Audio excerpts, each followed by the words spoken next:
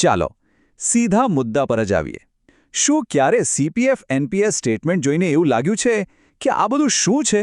જો હા, તો ચિંતા ના કરો, મોટાભાગના લોકોની આ જ સ્થિતિ હોય છે. આજના આ વિશ્લેષણમાં આપણે નિવૃત્તિ ભંડોળ સાથે જોડાયેલી બધી ગૂંચવણોને સરળ બનાવીશું અને 10 સૌથી મહત્વના સવાલોના સીધા અને સ્પષ્ટ જવાબો મેળવીશું. આ સવાલો બહુ જ સામાન્ય છે. સ્ટેટમેન્ટમાં શું લખ્યું છે, નિયમો શું કહે છે, પણ હવે આ બધી ગૂંચવણોનો અંત આવશે. ચાલો એક પછી એક આ બધા કોયડા ઉકેલીએ.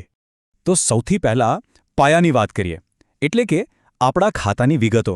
કારણ કે જો પાયો જ મજબૂત ન હોય તો પછી આગળની બધી મહેનત પર પાણી ફરી વળે. તો પહેલો અને સૌથી અગત્યનો સવાલ, પેન કાર્ડ હાથમાં લઈને એકવાર ચેક કરી લો. શું એમાં બધું બરાબર છે? નામ, જન્મ તારીખ, નિમણૂક તારીખ. ક્યારેક એક નાનકડી ભૂલ પણ ભવિષ્યમાં મોટી મુશ્કેલી ઊભી કરી શકે છે. પણ સારી વાત એ છે કે એનો ઉકેલ બહુ જ સરળ છે. જુઓ, પ્રોસેસ એકદમ સિમ્પલ છે.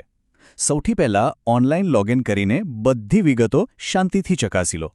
જો કંઈ પણ ભૂલ દેખાય તો તરત જ S2 કરેક્શન ફોર્મ ભરી નાખો અને એ ફોર્મ તમારી અરજી સાથે નોડલ ઓફિસમાં જમા કરાવી દો. બસ આટલું જ કરવાનું છે. હવે આ જુઓ, આ તફાવત જ બધું કહી દે છે. જો મોબાઈલ નંબર અને ઈમેલ જેવી વિગતો સાચી હોય તો બધા OTP અને અપડેટ્સ ટાઈમસર મળે છે. પણ જો વિગતો ખોટી હોય તો સમજી લો કે આપણે પોતાના જ ખાતામાંથી બહાર ફેંકાઈ શકીએ છીએ. એટલે હંમેશા ખાતરી કરો કે આપણી વિગતો એકદમ અપ ટુ ડેટ હોય. આ વાતને બહુ ગંભીરતાથી લેવાની જરૂર છે.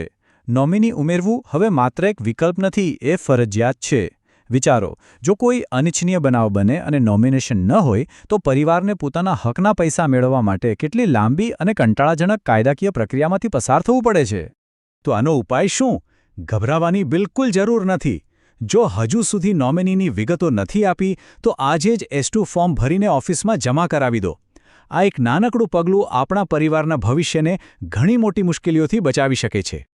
ચાલો હવે વાત કરીએ સૌથી રસપ્રદ વિષયની, એટલે કે પૈસાની. આ યોગદાન ક્યાંથી આવે છે, ક્યાં જમા થાય છે અને આપણે એના પર કેવી રીતે નજર રાખી શકીએ?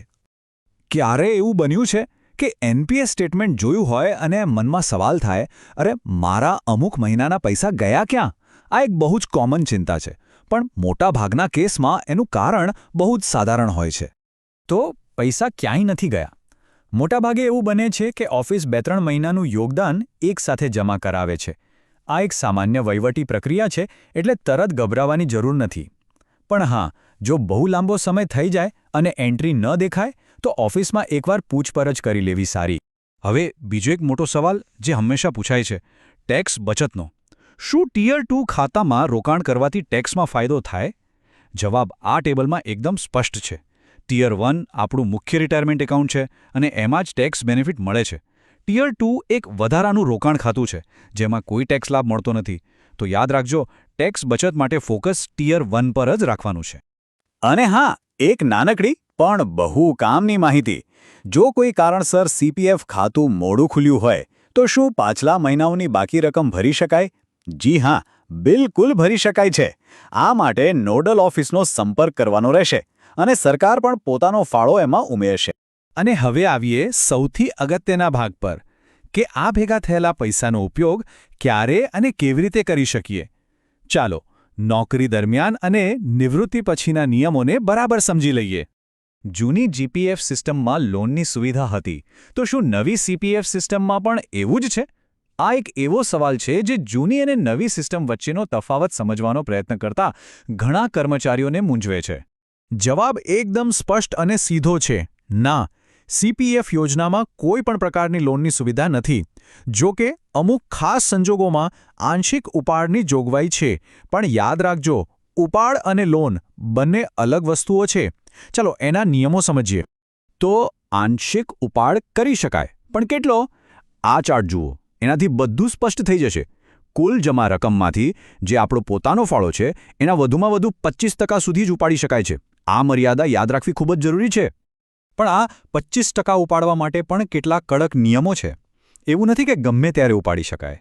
ફક્ત 3 મુખ્ય કારણો માટે જ મંજૂરી મળે છે: ઘર ખરીદવા, કોઈ ગંભીર બીમારીની સારવાર માટે અથવા બાળકોના ઉચ્ચ શિક્ષણ માટે.